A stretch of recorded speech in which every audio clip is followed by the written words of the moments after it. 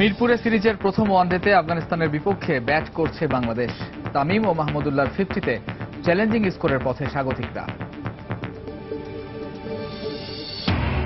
রামপাল বিদ্যুৎ কেন্দ্র নিয়ে ইউনেস্কোর উদ্বেগের জবাব দেবে সরকার, জানালেন বিদ্যুৎ প্রতিমন্ত্রী। আবারও বললেন, বিশ্বের সর্বাধুনিক প্রযুক্তিই ব্যবহার হচ্ছে। জনগণকে সঙ্গে নিয়ে সব ধরনের চ্যালেঞ্জ মোকাবিলার ক্ষমতা সরকারের রয়েছে। ভয়েস অব আমেরিকার সঙ্গে সাক্ষাৎকারে প্রধানমন্ত্রী শেখ হাসিনা।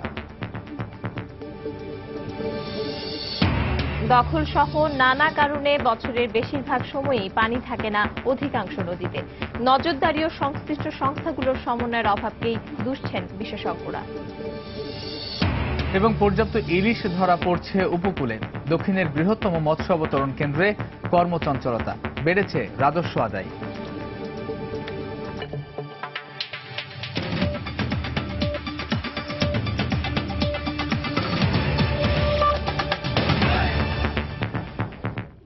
বাংলা সময়ের সঙ্গে আছি আমি পারমিতা হিম এবং আমি Kamruzzaman Mamun.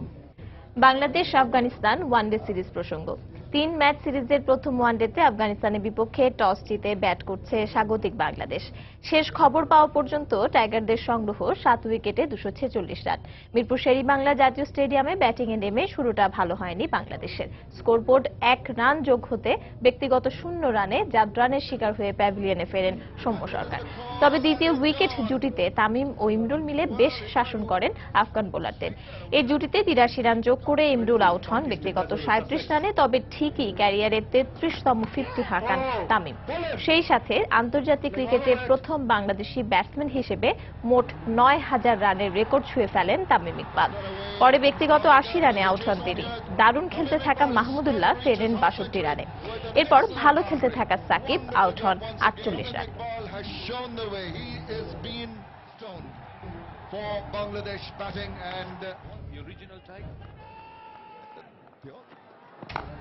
Oh, this is over the top. Very good shot. It's gone all the way. That's gone. দর্শক, এই মুহূর্তে মিরপুর শেরেবাংলা স্টেডিয়াম এলাকায় রয়েছেন সহকর্মী মাকসুম আলম খান। সরাসরি চলে যাচ্ছি তার কাছে। মাকসুম, বলছিলেন আপনি যে তামিম এবং মাহমুদুল্লাহর 50, এইটি আসলে মূলত বাংলাদেশের যে প্রথমের যে বিপর্যয়টা, একেবারে সৌম্য সরকার অল্প রানে একেবারে শুরুতেই প্রথম ওভারেই ফিরে গেছেন। তো এরপরে এই বিপর্যয়টা কাটিয়ে উঠতে কিন্তু সাহায্য করেছে। এরপরে যদি ইমরুল কায়েসও ভালোই খেলছিলেন কিন্তু আউট হয়ে গেছেন। এরপর পরই মাহমুদুল্লাহ এবং তামিম দাঁড়িয়ে যান এবং তামিমের সামনে কিন্তু সুযোগ ছিল বাংলাদেশের হয়ে ওয়ানডেতে একক মালিকানা মানে সেঞ্চুরির হিসেবে 7ম সেঞ্চুরি তুলে নিতে পারতেন তিনি ওয়ানডেতে, যেটি হতো বাংলাদেশের যে কোনো ব্যাটসম্যানের জন্য সর্বোচ্চ সেঞ্চুরির মালিক হয়ে যেতে পারতেন, কিন্তু সেটি তিনি পারেননি। 80 রান করে তিনি আউট হয়ে গেছেন। এরপরে আমরা দেখেছি মাহমুদুল্লাহ কিন্তু একটি কার্যকরী ইনিংস খেলেছেন, কিন্তু যেটি চিন্তার বিষয়, সৌম্য সরকার আজকেও রান পাননি। এরপরে মুশফিক মাঝখানে রান করতে পারেননি এবং যার উপরে বেশ শেষের দিকের ভরসাটা ছিল সাব্বির রহমান, এবং তিনি নামার পর আমরা দেখেছি যে স্টেডিয়ামে গ্যালারিতে খুবই চিৎকার হয়েছে। সাব্বিরের নাম ধরে সবাই চিৎকার করছিলেন এবং তার কাছে প্রত্যাশা ছিল যে তিনি বড় একটি স্কোর করবেন এবং দলের শেষের দিকের যে রানটি সেটিকে বাড়িয়ে নেবেন, কিন্তু সেটি তিনি পারেননি। মাত্র 2 রান করে ফিরে গেছেন। তো যেটি 270 থেকে 300-র মাঝামাঝি একটা স্কোর, টোটাল স্কোর সবাই আশা করছিলেন। এখন দেখা যাক শেষের দিকে কি অবস্থা হয়। এবং বোলিংয়ে যে বিষয়টি বলবো, আজকে কিন্তু সাকিবের সামনে একটি মাইলফলক ছোঁয়ার সুযোগ আছে। তিনি যদি 2টি উইকেট লাভ করতে পারেন তাহলে কিন্তু এককভাবে বাংলাদেশের সব ফরম্যাটের সর্বোচ্চ উইকেট শিকারী হয়ে যাবেন তিনি। এখন তার উইকেট এখন যেটি আছে আব্দুর রাজ্জাকের, সেটি টপকে যেতে পারবেন কিন্তু তিনি, অর্থাৎ একটি উইকেট পেলে কিন্তু আব্দুর রাজ্জাকের সমান উইকেট সংখ্যা তার হবে ওডিআইতে। আর এমনিতে সব ফরম্যাট মিলেই তিনি তখন যদি 2টি উইকেট লাভ করেন তখন সর্বোচ্চ উইকেটের মালিক হতে পারবেন। তো যাই হোক, এখন সব মিলিয়ে যে আমরা এই বৃষ্টির যে সংখ্যাটি ছিল সেটি হয়নি যদিও। তো সব মিলিয়ে যে স্কোরটি দাঁড় করাতে পারছে বাংলাদেশ যে পজিশনে, সেই স্কোরটিকে চেস করার জন্য বাংলাদেশের বোলাররা কেমন করে সেটিও এখন দেখতে হবে। মামুন, এই ছিল মিরপুর স্টেডিয়াম থেকে আমার কাছে সর্বশেষ। দর্শক, মিরপুর শেরেবাংলা জাতীয় স্টেডিয়াম থেকে বাংলাদেশ ও আফগানিস্তানের মধ্যকার ওয়ানডে সিরিজের প্রথম ম্যাচের খবর জানাচ্ছিলেন সহকর্মী মাকসুম আলম খান। জনগণকে সঙ্গে নিয়ে সব ধরনের চ্যালেঞ্জ মোকাবেলার ক্ষমতা বাংলাদেশ সরকারের রয়েছে বলে মন্তব্য করেছেন প্রধানমন্ত্রী শেখ হাসিনা। যুক্তরাষ্ট্র সফরে থাকা প্রধানমন্ত্রী শেখ হাসিনা ভয়েস অফ আমেরিকাকে দেয়া এক সাক্ষাৎকারে এ মন্তব্য করেন। এ সময় দেশের সন্ত্রাসবাদ নির্মূল, আর্থসামাজিক উন্নয়ন সহ তার সরকারের সাফল্যের কথা তুলে ধরেন। বিরোধী দলগুলোকে রাজনীতির পর্যাপ্ত সুযোগ দেওয়া হচ্ছে বলেও জানান প্রধানমন্ত্রী। আমাদের যে লক্ষ্যটা যে বাংলাদেশকে আমরা দারিদ্র্যমুক্ত বাংলাদেশ হিসেবে গড়ে তুলব, আর্থসামাজিক উন্নতি করব, সেদিক থেকে ব্যাপক সাফল্য আমরা অর্জন করতে সক্ষম হয়েছি। আমরা বাংলাদেশের দারিদ্র্যের হার কমিয়ে এখন 22.4 ভাগে নিয়ে এসেছি। প্রত্যেক মানুষের মাথা পিছু আয় 1466 মার্কিন ডলারে আমরা উন্নীত করতে পেরেছি। যারা এই যে উড়ে এসে ক্ষমতা জুড়ে বসেছিল বা অবৈধভাবে ক্ষমতা দখল করে তারপর দল গঠন করে রেখে গেছে, তারা তো ক্ষমতার লোভটা ছাড়তে পারে না। তাদের যে হত্যা চালানো, মানুষ পোড়ানো, অগ্নি সন্ত্রাস, মানুষের ক্ষতি করা, নির্বাচন যাতে না হয় তার জন্য বাধা দেওয়া, নানা ধরনের কর্মকাণ্ড করে সমস্যা তারা সৃষ্টি করার চেষ্টা করে। জঙ্গিবাদ, সন্ত্রাসকে তারা উস্কে দেয়। কাজে এই ধরনের বিভিন্ন চ্যালেঞ্জ আমাদের মোকাবেলা করতে হয়। তবে আমি সবসময় মনে করি জনগণই শক্তি। কাজে যে কোনো চ্যালেঞ্জই আসুক না কেন অন্তত মোকাবেলা করবার মতো সেই শক্তি ক্ষমতা আমাদের আছে, যেহেতু আমি জনগণের শক্তিতে বিশ্বাস করি। একটা রাজনৈতিক দল যদি সিদ্ধান্ত নিতে ভুল করে তা সেই রাজনৈতিক দলকে তার খেসারত দিতে হবে। আমরা নির্বাচন করেছি, বিএনপি জামাত নির্বাচনে আসেনি, তার নির্বাচন ঠেকাতে যে মানুষ পুড়িয়ে হত্যা করেছে, কাজে তাদেরকে এখন মানুষ পোড়ানোর সুযোগ করে দিতে হবে? আমার সেটাই প্রশ্ন। বাংলাদেশে একটা মাত্র টেলিভিশন ছিল, বিটিভি। আমাদের সময় আমরা এখন প্রাইভেট সেক্টরের যথেষ্ট টেলিভিশন রয়েছে এবং যার যত ইচ্ছা কথা বলতে পারে। তারা ন্যাশনাল ইলেকশনে অংশগ্রহণ করেনি, কিন্তু তারা লোকাল গভর্নমেন্ট ইলেকশনে তো অংশগ্রহণ করেছে। তাহলে বলবেন কি করে যে তাদেরকে স্পেস দেওয়া হয় না? কথা তো কারো কাছ থেকে আমরা কেড়ে নিচ্ছে না, যার যার ইচ্ছা মতো কথা বলেই যাচ্ছে। তারা মিটিং করছে, র্যালি করছে, সবই তারা করছে। রাজনীতির যথেষ্ট সুযোগ আছে, এতে কোনো সন্দেহ নেই।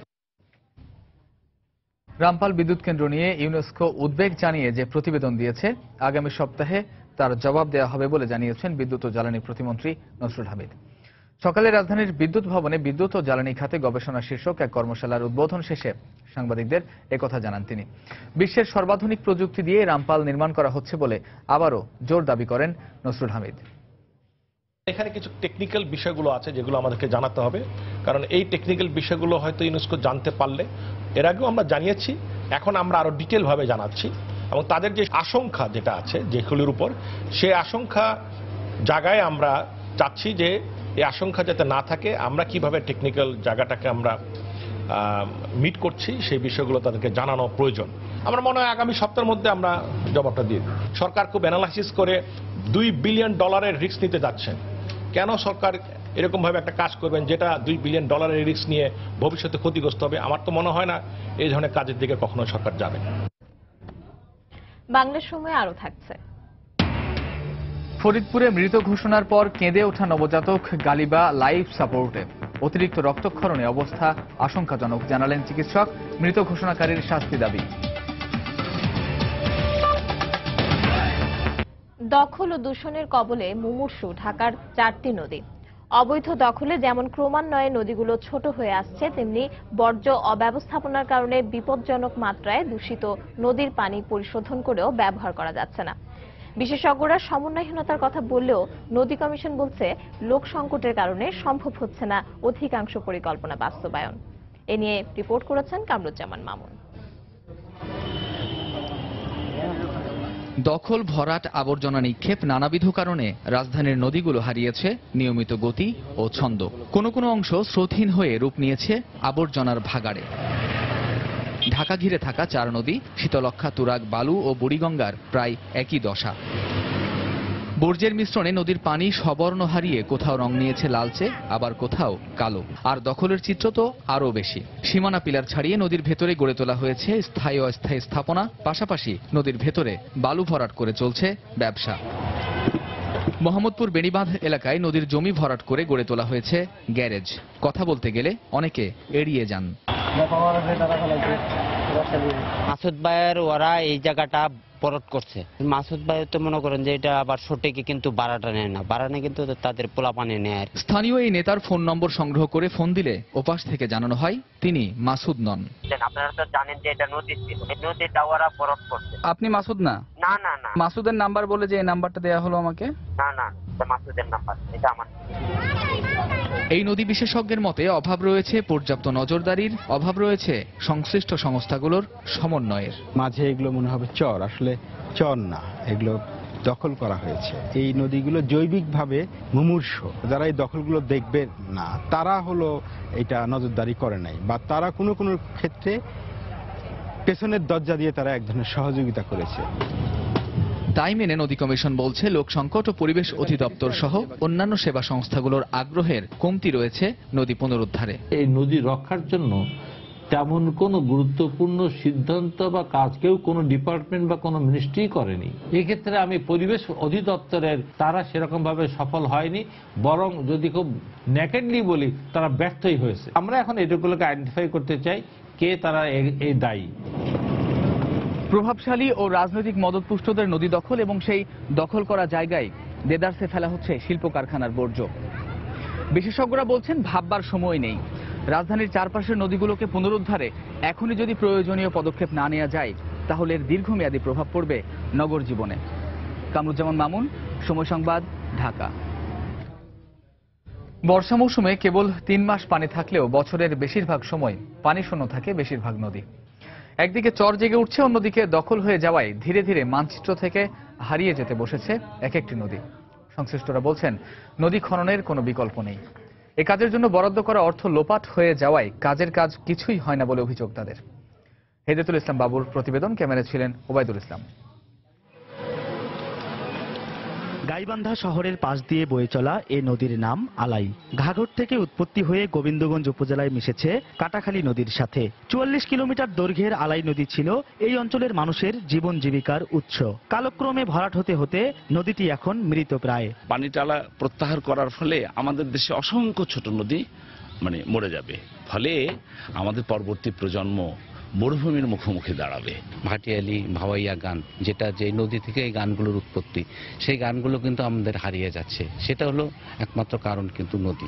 সারা বছর নদ নদীগুলোতে পানি না থাকায় নদী নির্ভর বিভিন্ন পেশার মানুষের জীবন জীবিকা বিপর্যয়ের মুখে পড়েছে। নদীর তলদেশ ভরাট হয়ে যাওয়ায় বন্যার পানিতে ভেসে যায় গ্রামের পর গ্রাম। আবার পানি নেমে গেলেই দেখা দেয় তীব্র ভাঙন। বরাদ্দ হচ্ছে, স্যাংশন হচ্ছে, কাজ শুরু হবে, কই নাই তো। ঘাটের মধ্যে মাছ নাই, এখন কিভাবে আমরা জীবন যাপন করে? নদীটার পানি ঘুরে দেওয়া যায়, তাহলে আমাদের কঞ্চিপাড়া তথা গাইবান্ধা জেলা নদী ভাঙন থেকে রক্ষা পাবে। বিশিষ্টজনদের অভিযোগ, নদী শাসনের জন্য প্রতি বছর সরকার অর্থ বরাদ্দ দিলেও তার যথাযথ ব্যবহার হয় না। কয়টা ব্লক ফেললো, কয়টা বোল্ডার ফেললো, কিংবা কয় বস্তা মাটি ওখানে ফেলে নদীর ঢাকাবার ব্যর্থ চেষ্টা করা হলো, এর কোনো হিসাব কিতাব নাই। যেহেতু ওইটার কোনো হিসাব নাই, অর্থ লোপাটেরও কোনো হিসাব থাকে না। অবশ্য নৌ পরিবহন মন্ত্রী জানালেন, নদীগুলোর নাব্য ফিরিয়ে আনতে সরকার নদী খননের কাজ শুরু করবে। আমাদের 53টি নদীপথ খনন এবং পরবর্তীতে আরো 53টি এবং বিশেষ নদী 12টি, মোট 118টি নদী আমরা খনন করব। ব্রহ্মপুত্র নদ ছাড়াও তিস্তা, করতোয়া, ঘাঘট, আলাই, মানস ও বাঙালি নদী গাইবান্ধার মধ্য দিয়ে প্রবাহিত হয়। এর মধ্যে ভরাট হয়ে গেছে করতোয়া। হেদায়েতুল ইসলাম বাবু, সময় সংবাদ, গাইবান্ধা। একই অবস্থার রংপুর অঞ্চলের নদ নদীগুলোর। একসময় প্রমত্তা অনেক নদী এখন অস্তিত্ব সংকটে। যেগুলো টিকে আছে সেগুলো পরিণত হয়েছে মৌসুমী নদীতে। নদী রক্ষায় কখনোই কার্যকর কোনো ব্যবস্থা না নেওয়ায় প্রভাব পড়ছে জীববৈচিত্র্যের উপর। বিশেষজ্ঞের মতে নদী রক্ষায় সরকারি উদ্যোগ জরুরি। শাকিল মাহমুদের ক্যামেরায় মানিক সরকারের রিপোর্ট। রংপুর অঞ্চলের এক সময়ের বহমান অধিকাংশ নদ নদী মৃতপ্রায়। আখিরা, বুড়িতিস্তা, খোকসা, ঘাঘট, মানাস, ভালুকা, বুড়াইল, আলাইকুড়ি সহ শতাধিক নদী যেন স্মৃতি এখন। মৃত এসব নদীতে এক সময় দূর দূরান্ত থেকে নৌকা নিয়ে আসতো সওদাগররা, সাজিয়ে তুলত ব্যবসার প্রসার। কিন্তু কালের বিবর্তনে সেসব হারিয়ে আজ পরিণত হয়েছে আবাদি জমিতে। এক সময় আমাদের এটা আলাইকুড়ি নদী ছিল, কিন্তু এখন কালের পরিবর্তনে এটা বিলুপ্তির পথে। এখন বাড়িঘর করছে, বিভিন্ন এলাকার লোকজন এখানে এসে নৌকার বাইচ হইতো। এই যে নদী ভরাট হয়েছে, এখন নৌকাও নাই, কিছুই নাই, মাছও নাই। বিশেষজ্ঞের মতে নদী মরে যাওয়া মানেই পানির স্তর নিচে নেমে যাওয়া। এতে করে জীববৈচিত্র্যের স্বাভাবিকতাও নষ্ট হচ্ছে, যার প্রভাব পড়ছে জনজীবনে। আজকে থেকে 10-15 বছর আগেও যে মাছগুলো পেতাম, এখন আমাদেরকে সেই মাছগুলো কিন্তু আমরা নিয়মিত পাই না। মানুষের বড় অংশ তারা নদীর উপর জীবিকা নির্বাহ করে। নদীগুলো মরে যাওয়া মানেই হচ্ছে আমাদের এই জীবিকা নির্বাহের উৎসগুলো কমে যাওয়া। আর নদী বিশেষজ্ঞের মতে যেসব নদী এখনো জীবিত আছে সেগুলোও পরিণত হয়েছে মৌসুমী নদীতে। অধিকাংশ নদীগুলোই মারা গেছে, এখন মৃত নদীর সংখ্যাই হচ্ছে এখানে বেশি। অন্য যে নদীগুলো আছে সেগুলো অনেকগুলো নালায় পরিণত হয়েছে এবং কার্যত সবগুলো নদীই এখন মৌসুমী নদী। এখন আর 12 মাসী নদী বলতে এই অঞ্চলে কোনো নদী নেই। রংপুর অঞ্চলের তিস্তা নদীকে ঘিরে এবং এর শাখা প্রশাখা সহ একসময় 3 শতাধিক নদ নদী ছিল। মানিক সরকার, সময় সংবাদ, রংপুর।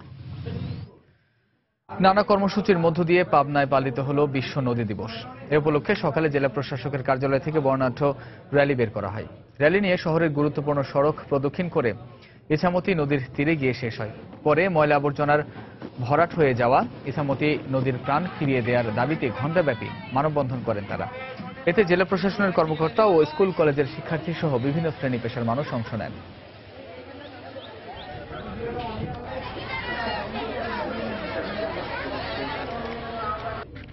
ফরিদপুরে মৃত ঘোষণার 6 ঘণ্টা পর দাফনের সময় কেঁদে ওঠা নবজাতক গালিবা হায়াতের অবস্থা আশঙ্কাজনক।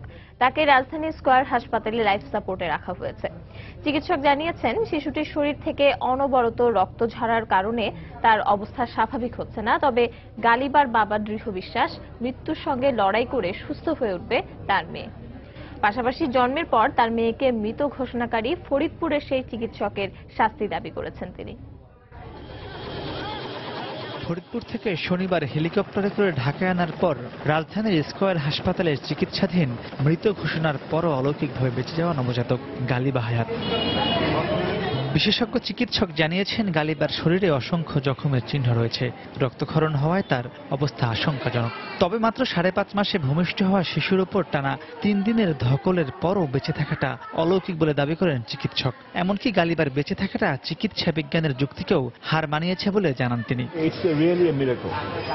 মানে এইটা বাচ্চারা যে এখনো সার্ভাইভ করছে, এটা medical science cannot explain it. এটা এক্সপ্লেইন করা যাচ্ছে না। আমরা ওকে লাইফ সাপোর্টে দিয়ে দিয়েছি। ওর প্রচুর ইনফেকশন এবং ওর বিভিন্ন জায়গা থেকে ওর ব্লিডিং হচ্ছে। একটা আশ্চর্যজনক যে ওর এত ব্লিডিং হচ্ছে কিন্তু স্টিল তার মুভমেন্টটা আমাদের কাছে এক্সপেক্টেড চেয়ে বেশি হচ্ছে। তবে এত কিছুর পরও নবজাতক গালিবার বাবা শতভাগ আশাবাদী। এছাড়া তার মুমূর্ষু সন্তানকে হেলিকপ্টারে করে যিনি ঢাকায় আনার ব্যবস্থা করেছেন তার প্রতিও কৃতজ্ঞ তিনি। যেহেতু ওইখান থেকে ফিরে আনছে আল্লাহ, অবশ্যই ও ইনশাল্লাহ বেঁচে আসবে। যে ডাক্তার ওকে মৃত ঘোষণা করলো, সে এইটা চেক ঠিকভাবে কেন করলো না এবং ওকে কেন অবজারভেশনে রাখলো না? ওকে যদি ঠিক মতো অবজারভেশনে রাখতো তাহলে আজকে ওর ইনফেকশনটা হইতো না। সুলেমান শিখর নামে বড় ভাই, পুরো দায়িত্বটা উনি নিছে যে তুমি কোনো চিন্তা করো না, সবকিছু আমি হ্যান্ডেল করবো। দেশবাসীর কাছে আমার একটাই অনুরোধ যে সবাই যে ওর জন্য যেভাবে দোয়া করতেছেন দোয়া করবেন, ওর জন্য সুস্থভাবে ওকে এখান থেকে নিয়ে যেতে পারবে। ফরিদপুরে গত বৃহস্পতিবার বেসরকারি ডাক্তার জাহেদ মেমোরিয়াল শিশু হাসপাতালে জন্ম নেয়ার পর কর্তব্যরত চিকিৎসক মৃত ঘোষণা করে গালিবাকে। তবে দাফনের ঠিক পূর্ব মুহূর্তে গালিবা কেঁদে উঠলে তাকে হাসপাতালে নেওয়া হয়। সেখানে 2 দিন নিবিড় পরিচর্যা কেন্দ্রে রাখার পর তাকে ঢাকায় নিয়ে আসা হয়। মাহমুদ রাকিব, সময় সংবাদ, ঢাকা। কুড়িগ্রামের সীমান্ত এলাকায় গুলিতে বাংলাদেশি গরু ব্যবসায়ী বাহারুল ইসলাম নিহতের ঘটনা অস্বীকার করেছে বিএসএফ। বিকেলে পতাকা বৈঠকে তারা একথা জানান। বিজিবি জানায়, ভোরে রৌমারী উপজেলার পূর্ব ছাট কড়াইবাড়ি গ্রামের বাহারুল ইসলাম ও জাকির হোসেন সহ কয়েকজন বাংলাদেশি ভারতের সীমান্ত এলাকা দিয়ে গরু আনতে যায়। এ সময় বিএসএফ এর টহল দল তাদের লক্ষ্য করে গুলি ছোড়ে। এতে ঘটনাস্থলে গুলিবিদ্ধ হয়ে বাহারুল নিহত ও জাকির আহত হন। এ ঘটনায় বিকেলে বিজিবি ও বিএসএফ পতাকা বৈঠক করে। 2 দিন আগে একই উপজেলার গয়টাপাড়া সীমান্তে বিএসএফ এর গুলিতে দুখু মিয়া নামে অপর এক বাংলাদেশি নিহত হন।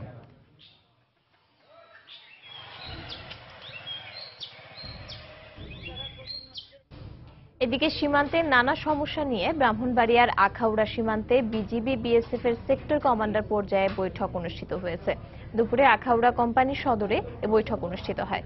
এতে 10 সদস্যের বিজিবি দলে নেতৃত্ব দেন Comilla sector commander colonel Gazi Ahsanuzzaman এবং বিএসএফ এর পক্ষে 12 সদস্যের প্রতিনিধি দলের নেতৃত্বে ছিলেন Gokulnagar sector commander DIG Shri Ashok Kumar Yadav. এ সময় সীমান্তে মাদক চোরাচালান ও হত্যা বন্ধে কার্যকর পদক্ষেপ নেওয়া সহ দুদেশের সীমান্ত রক্ষীদের মধ্যে আন্তরিকতা বৃদ্ধিতে জোর দেন তারা। এছাড়া ফেনীর কহুয়া নদীর পাড় রক্ষা ও সীমান্তে ভারতের কাঁটাতারের বেড়া নির্মাণ সংক্রান্ত বিষয়েও দ্বিপাক্ষিক আলোচনা হয়।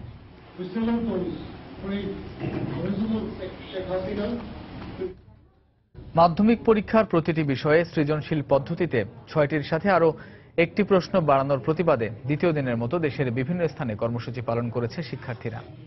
সকালে চট্টগ্রাম প্রেস ক্লাবের সামনে মানববন্ধন ও বিক্ষোভ সমাবেশ করেছে বেশ কয়েকটি স্কুলের শিক্ষার্থীরা। এ সময় প্রতিটি বিষয়ে সৃজনশীল পদ্ধতিতে 7টির পরিবর্তে 6টি প্রশ্ন বহালের দাবি জানায় তারা।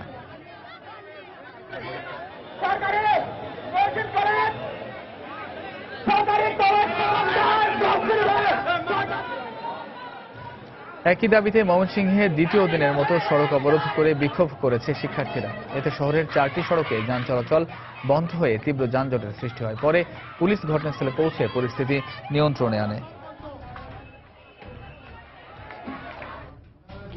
যশোরের 3 উপজেলায় জলাবদ্ধতা নিরসনের দাবিতে বিক্ষোভ করেছে ভবদহ পানি নিষ্কাশন সংগ্রাম কমিটি। সকালে শহরের সার্কিট হাউস এলাকা থেকে একটি বিক্ষোভ মিছিল বের করা হয়। এতে ব্যানার ফেস্টুন সহ কেশবপুর, মনিরামপুর ও অভয়নগর উপজেলার পানিবন্দী মানুষ অংশ নেন। মিছিলটি শহরের গুরুত্বপূর্ণ সড়ক ঘুরে জেলা প্রশাসকের কার্যালয়ে গিয়ে শেষ হয়।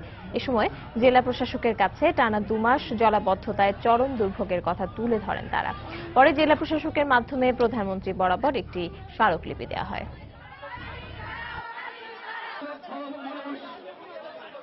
প্রায় 50 দিন পানির নিচে 3 লক্ষাধিক মানুষ, কিন্তু আমাদের যে এই পানি সরানোর জন্য যে ব্যবস্থা নিয়ে আসছে এটা অপ্রতুল। আমরা চাই একটি স্ক্যাভেটারদের কাজ চলছে, এটাকে আরো বাড়ানো হোক সংখ্যায়। পর্যাপ্ত অর্থ এই খাতে বরাদ্দ সবকিছু ঠিকঠাক আছে, শুধু এই সার্ভেটা হয়ে গেলেই আমরা ইনশাল্লাহ এবার টিআরএম এখানে করবই করব। বাংলার সময় আরো থাকছে। ছাত্রলীগের সংঘর্ষের ঘটনায় কিশোরগঞ্জের শহীদ নজরুল ইসলাম মেডিকেল কলেজ অনির্দিষ্টকালের জন্য বন্ধ ঘোষণা, হল ছাড়ার নির্দেশ শিক্ষার্থীদের।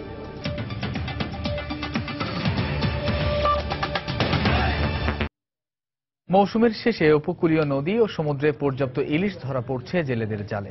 দক্ষিণের বৃহত্তম মৎস্য অবতরণ কেন্দ্র বরগুনার পাথরঘাটার বিএফডিসি ঘাটে ফিরেছে কর্মচঞ্চলতা। পাইকার, আড়তদার, জেলে ও শ্রমিকদের ভিড়ে মুখরিত এই ঘাটটি। সমুদ্রে মাছ ধরার নিরাপদ পরিবেশ তৈরি হওয়া ও ঝাঁকে ঝাঁকে ইলিশ ধরা পড়ায় দারুণ খুশি জেলেরা। বিএফডিসি কর্মকর্তা বলছেন, এতে বেড়েছে সরকারি রাজস্ব আদায়ের পরিমাণও। এম এ আজিমের পাঠানো তথ্য ও এস এম সিফাতের ছবিতে ডেস্ক রিপোর্ট। একের পর এক জলদস্যু বাহিনীর আত্মসমর্পণে গভীর সমুদ্রে মাছ ধরা নিরাপদ পরিবেশ ফিরে পেয়েছে জেলেরা। আর সেই সাথে গত কয়েক সপ্তাহ ধরে বেড়েছে ইলিশ মাছের পরিমাণও। প্রতিদিন শত শত ট্রলার মাছ বোঝাই করে ফিরছে বরগুনার পাথরঘাটার বিএফডিসি ঘাটে। সকাল থেকে দুপুর পর্যন্ত বিক্রির জন্য শত শত মন ইলিশ মাছ উঠছে ট্রলারগুলো থেকে। আড়তদারদের মাধ্যমে পাইকাররা মাছ কিনে পাঠাচ্ছেন দেশের বিভিন্ন মোকামে। যে মাছ এখন বর্তমানে পড়তে আছে 3-4 বছর এরকমের মাছ আপনি পরে নাই। সাগরে এখন ডাকাত নাই, জেলেরা এখন নির্বিঘ্নে মাছ শিকার করতে পারতেছে। আগে এই ঘাটে যারা কাজ করতো 200 টাকা পাইতো, তারা এখন 300-400 টাকা পাইতেছে। বিএফটিসি কর্মকর্তা বলছেন, মাছের পরিমাণ বাড়ায় বেড়েছে সরকারি রাজস্ব আদায়ের পরিমাণও। গত বছরের তুলনায় ইনশাআল্লাহ এবার মাছের আমদানি অনেক বেশি। মাছের পরিমাণ বাড়াতে একদিকে যেমন বাংলাদেশ মৎস্য উন্নয়ন কর্পোরেশনের রেভিনিউ বেশি আদায় হয়েছে। গত বছর পুরো সেপ্টেম্বর মাসে মাত্র 360 মেট্রিক টন ইলিশ মাছ ওঠে বিএফটিসি ঘাটে। আর এ বছর সেপ্টেম্বর মাস শেষ না হতেই 1000 মেট্রিক টনেরও বেশি ইলিশ উঠেছে। সময় সংবাদ, বরগুনা। রাজশাহীতে গৃহবধূ সাথী হত্যা মামলায় স্বামী আরিফ সহ 3 জনের ফাঁসির আদেশ দিয়েছেন আদালত। দুপুরে জেলা নারী ও শিশু নির্যাতন দমন ট্রাইব্যুনালের বিচারক মোহাম্মদ মনসুর আলম এই আদেশ দেন। মামলার বিবরণী থেকে জানা যায়, 2012 সালের 4 এপ্রিল যৌতুকের টাকা না দেয়ায় সাথীকে কেরোসিন ঢেলে পুড়িয়ে মারার অভিযোগ ওঠে তার স্বামী ও শ্বশুরবাড়ির লোকজনের বিরুদ্ধে। এই ঘটনায় ওইদিন সাথীর ভাই নগরীর বোয়ালিয়া থানায় একটি হত্যা মামলা দায়ের করেন। সাক্ষ্য প্রমাণের ভিত্তিতে দীর্ঘ বিচারিক কার্যক্রম শেষে আজ সাথীর স্বামী আরিফ, জা, মাহফুজা ও হামিদাকে ফাঁসির আদেশ দেন আদালত। কিশোরগঞ্জের শহীদ সৈয়দ নজরুল ইসলাম মেডিকেল কলেজে কমিটি গঠনকে কেন্দ্র করে ছাত্রলীগের 2 গ্রুপের সংঘর্ষের ঘটনায় অনির্দিষ্টকালের জন্য কলেজ বন্ধের ঘোষণা দিয়েছে প্রশাসন। গতরাতে কমিটি গঠনকে কেন্দ্র করে ছাত্রলীগের দুই গ্রুপের মধ্যে ধাওয়া পাল্টা ধাওয়ার ঘটনা ঘটে। ক্যাম্পাসে উত্তেজনা ছড়িয়ে পড়ে। এর জের ধরে দুপুরে একাডেমিক কাউন্সিলের বৈঠকে কলেজ বন্ধের সিদ্ধান্ত নেওয়া হয়। কলেজ প্রশাসনের নির্দেশে বিকেলে হল ছেড়ে যায় ছাত্ররা। এছাড়া আগামীকাল সকালের মধ্যে ছাত্রীদের হল ত্যাগের নির্দেশ দেওয়া হয়েছে।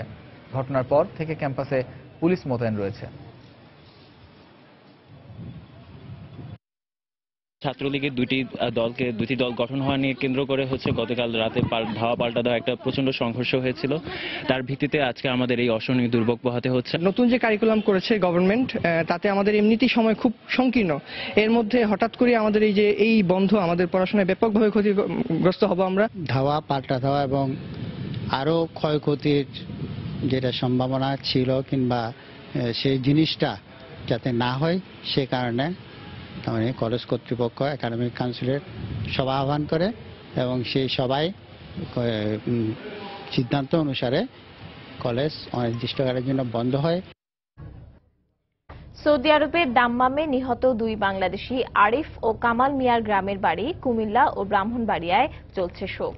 প্রিয়জনকে হারিয়ে অসহায় হয়ে পড়েছেন স্বজনরা। নিহতদের মরদেহ দ্রুত দেশে ফিরিয়ে আনা সহ ক্ষতিপূরণের দাবি জানিয়েছেন তারা। আমাদের ব্যুরো প্রতিবেদক ও জেলা রিপোর্টারের পাঠানো তথ্য ছবি নিয়ে ডেস্ক রিপোর্ট। কোনো সান্ত্বনাই থামাতে পারছে না সৌদি আরবের দাম্মামে নিহত আরিফ হোসেনের স্ত্রী রেহানার কান্না। শোকে কাতর মা ফুলবাহার বেগমও। ভাগ্যের চাকা পরিবর্তনে 9 বছর আগে সৌদি আরবে পাড়ি জমান কুমিল্লার মুরাদনগর উপজেলার শ্রীরামপুর গ্রামের আরিফ 2014 সালে ছুটিতে এসে বিয়ে করেন রেহানাকে। তাদের 13 মাস বয়সী একটি ছেলে সন্তানও রয়েছে। নিহতের মরদেহ দ্রুত দেশে ফিরিয়ে আনার দাবি জানিয়েছেন স্বজনরা। আমার ভাইকে দেশে ফেরত চাই, সরকারের কাছে আমি জোর দাবি করছি। বাচ্চা নিয়ে কেমনে সামনের ভবিষ্যৎ আমি করব। কোম্পানির কাছে সে মারা গেছে মানে অবস্থায় তার হিসাব কিতাব যেন সরকার যেন বুঝা আমাদেরকে দিয়ে দেয়। পরিবারের সচ্ছলতা আনতে 2000 সালে সৌদি আরবে পাড়ি জমান ব্রাহ্মণবাড়িয়ার সরাইল উপজেলার কাট্টাপাড়া গ্রামের কামাল মিয়া। কোরবানির ঈদের ছুটি শেষে গত 20 সেপ্টেম্বর সৌদি আরবে ফিরে যান 3 সন্তানের জনক কামাল মিয়া। ফিরে যাবার মাত্র 4 দিনের মাথায় একমাত্র উপার্জনক্ষম ব্যক্তিকে হারিয়ে অসহায় হয়ে পড়েছে পরিবারটি। লাস্টে যাতে দেশে আসে এবং যাতে চলতে পারে সে ব্যবস্থা করে যেন আমি আকুল আবেদন জানাচ্ছি। সরকারের কাছে এটাই আবেদন করতে চাই যে আমার আব্বার রাষ্ট্রটা যাতে দ্রুতভাবে দেশে ফেসলা করে তার সংসারটা যাতে ভবিষ্যতে যাতে সচ্ছল চলতে পারে যেন সরকার আমাদের দাবি থাকবে। শনিবার সৌদি আরবের স্থানীয় সময় 9টার দিকে দাম্মামে গভীর নলকূপ স্থাপনের সময় পাইপের ভেতর পড়ে গিয়ে আরিফ ও কামাল মিয়ার মৃত্যু হয়। তাসমিন আফরোজ, সময় সংবাদ। মোবাইলে খুদে বার্তা পাঠিয়ে ঢাকার কেন্দ্রীয় কারাগারে জেল সুপার নেসার আলমকে জীবন নাশের হুমকি দেওয়ার অভিযোগ উঠেছে। সকালে সময় সংবাদের কাছে তিনি এ তথ্য জানান। এই ঘটনায় দক্ষিণ কেরানীগঞ্জ থানায় সাধারণ ডায়েরি করা হয়েছে। এসএমএসটা আমি খুলে দেখি আমাকে সপরিবারে হত্যার হুমকি দিয়েছে কে বা কারা, কোনো সন্ত্রাসী গোষ্ঠী, কোনো জঙ্গি গোষ্ঠী হয়তো এই হত্যার হুমকি দিতে পারে। আমি সে প্রেক্ষিতে আমি কেরানীগঞ্জ থানায় আমার ডেপুটি জেলার পাড়ে আমি একটা জিডি করেছি। আমি এসব ব্যাপারে আমি সরকারি দায়িত্ব পালন করতে আমি এসব ব্যাপারে কোনো বিচলিত না। আমি নিজেকে আমি এসব ভয় করি না। নড়াইলে যৌতুকের দাবিতে এক গৃহবধূকে নির্যাতনের অভিযোগ উঠেছে তার স্বামী ও শ্বশুর বাড়ির লোকজনের বিরুদ্ধে। সকালে মাগুরার মোহাম্মদপুর উপজেলার কালিশকট এলাকায় এ ঘটনা ঘটে। 4 বছর আগে নড়াইলের লোহাগড় উপজেলার তাসকিয়ার বিয়ে হয় ফারুক মোল্লার সঙ্গে। বিয়ের পর থেকে যৌতুকের জন্য তাসকিয়াকে তার স্বামী নির্যাতন করত বলে অভিযোগ করেন স্বজনরা। আজ সকালে আবারও যৌতুকের দাবি করে স্বামী ফারুক। তা দিতে অস্বীকৃতি জানালে তাসকিয়াকে ধারালো অস্ত্র দিয়ে গুরুতর জখম করা হয়। পরে গুরুতর অবস্থায় তাকে নড়াইল সদর হাসপাতালে ভর্তি করা হয়। তবে এ ব্যাপারে এখনো কোনো মামলা দায়ের করা হয়নি।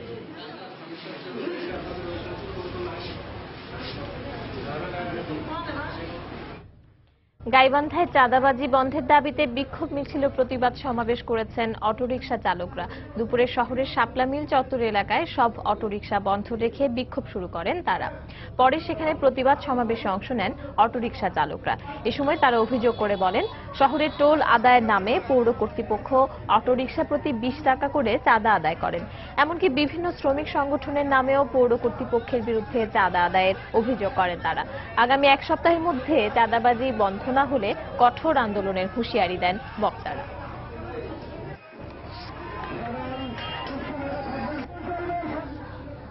বাংলার সময়ের শীর্ষ সংবাদগুলো জানিয়ে দিচ্ছি আরেকবার। মিরপুরের সিরিজের প্রথম ওয়ানডেতে আফগানিস্তানকে 266 রানের টার্গেট দিয়েছে বাংলাদেশ। প্রথম বাংলাদেশি হিসেবে 9000 রানের মাইল ফলক স্পর্শ করলেন তামিম ইকবাল। রামপাল বিদ্যুৎ কেন্দ্র নিয়ে ইউনেস্কোর উদ্বেগের জবাব দেবে সরকার, জানালেন বিদ্যুৎ প্রতিমন্ত্রী। আবারও বললেন, বিশ্বের সর্বাধুনিক প্রযুক্তি ব্যবহার হচ্ছে। জনগণকে সঙ্গে নিয়ে সব ধরনের চ্যালেঞ্জ মোকাবেলার ক্ষমতা সরকারের রয়েছে।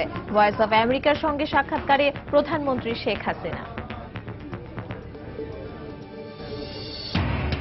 দখল সহ নানা কারণে বছরের বেশিরভাগ সময়ই পানি থাকে না অধিকাংশ নদীতে। নজরদারি ও সংশ্লিষ্ট সংস্থাগুলোর সমন্বয়ের অভাবকেই দুষছেন বিশেষজ্ঞরা। এবং পর্যাপ্ত ইলিশ ধরা পড়ছে উপকূলে। দক্ষিণের বৃহত্তম মৎস্য অবতরণ কেন্দ্রে কর্মচঞ্চলতা, বেড়েছে রাজস্ব আদায়। এই ছিল বাংলার সময়। যে কোনো খবর পেতে ভিজিট করুন সময়নিউজ.tv। এছাড়া এই মাত্র পাওয়া খবর আপনার মোবাইলে পেতে SMS করুন *BN লিখে পাঠিয়ে দিন 16242 নম্বরে। আর সঙ্গে থাকুন সময়ে।